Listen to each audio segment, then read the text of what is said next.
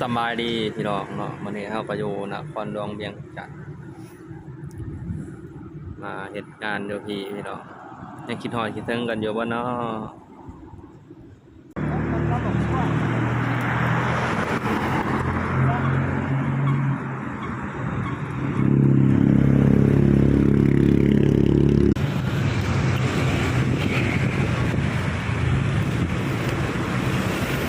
เดี๋ยวร้องงามเลย